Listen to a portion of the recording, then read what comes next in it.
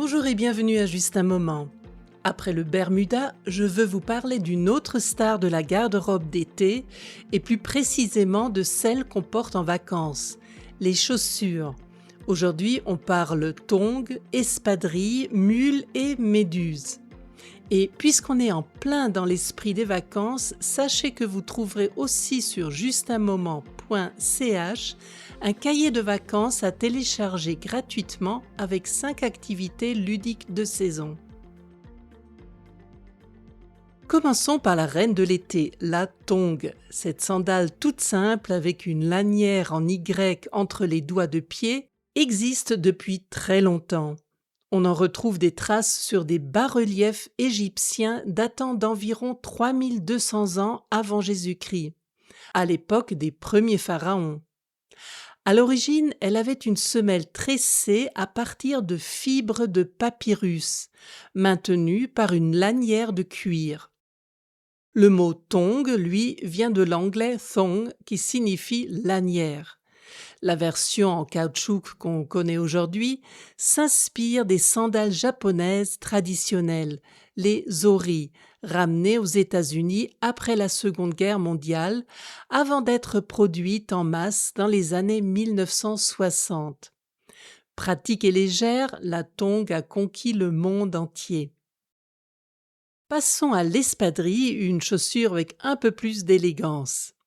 Son nom vient de l'occitan espardilia, lui-même dérivé du mot esparte ou esparto, une herbe utilisée pour tresser les semelles.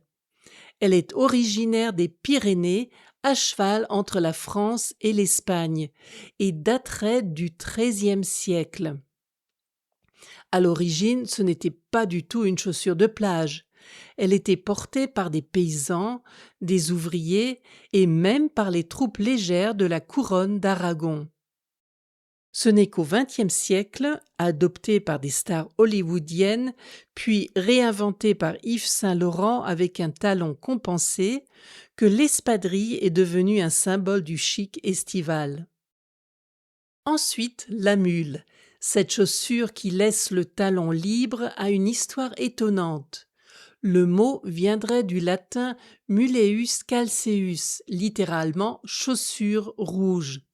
C'était la chaussure portée par les sénateurs et les hauts magistrats dans la Rome antique.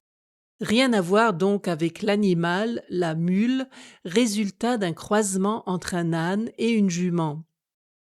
Longtemps réservé à un usage d'intérieur, portée surtout par les femmes de la bonne société à partir du XVIIe siècle, la mule ne sort vraiment dans la rue qu'au XXe siècle.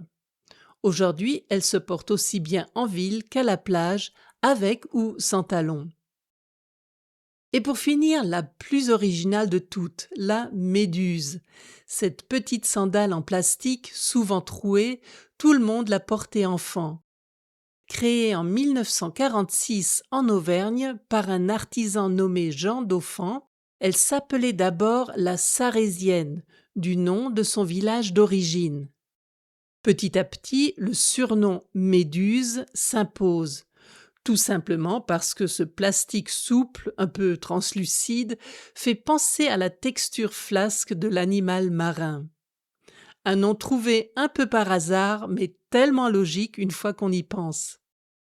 Alors, la prochaine fois que vous enfilerez vos tongs, vos espadrilles, vos mules ou vos méduses, vous saurez que chaque paire raconte une petite histoire.